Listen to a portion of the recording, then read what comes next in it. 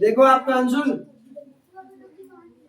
आपकी जो पुरानी बुक है एनसीईआरटी, उसमें आपका जो कुछ एक्सरसाइज है वो है 1.6 और न्यू वाली बुक में क्या है ये 1.5। तो कंफ्यूज नहीं होने का। क्वेश्चन है आपका कुछ नहीं लिखा,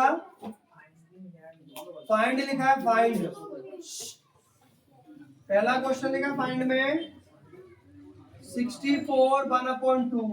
क्या लिखा है 64 1/2, मतलब इसकी पावर है। इसको हम दो तरीके से कर सकते हैं, आप सभी भी देख सकते हैं, शर्म वाली बात नहीं है, आप भी देख सकते हैं शायद। सभी बच्चे देख लो, समझ लो, सबके काम आने वाली चीज है।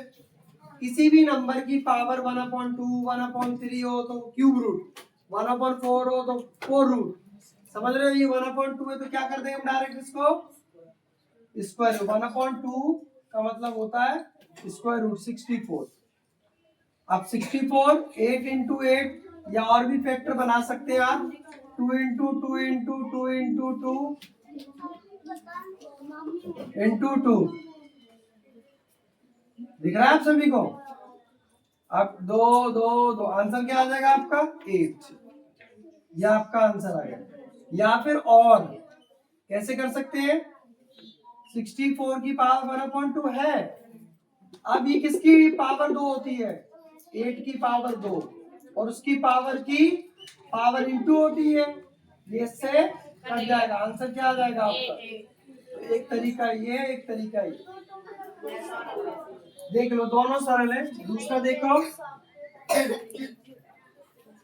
3/32 की पावर 5, इसमें क्या लगेगा, क्या लगेगा 5 रूट। बड़ा ध्यान से समझना, गलती नहीं होनी चाहिए। 5 रूट 32 अंदर लिखा, अब 32 के फैक्टर निकाले हमने ऐसे करके, तो क्या निकलते हैं 2 इंटू 2 इंटू 2 इंटू 2, 1 2 3 4 इंटू 2।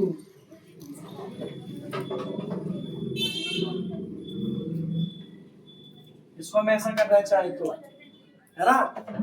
अब या फिर हम इसको ऐसे करना चाहे, मैंने क्या समझाया था, या फिर और कैसे बताया था हमने, 2 की पावर 5 इंटू में पावर 1/5, ये 5 से 5 कट जाए, आंसर क्या आ गया 2।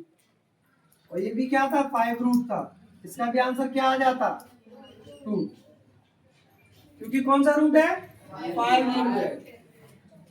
कौन सा रूट है 5। स्क्वायर रूट होता है तो उसमें 2 पेयर बनते हैं, क्यूब रूट होता है तो 3 पेयर बनते हैं। 5 रूट लिखा है, 1/5 लिखा था, खाली 5 नहीं लिखा था, 1/5 था, तो कौन सा रूट लग गया आंसर, दोनों में 2 आ रहा है, आ रहा है, समझ आ रहा है। कोई भी एक मेथड चूज कर लीजिए आप, नीचे वाला।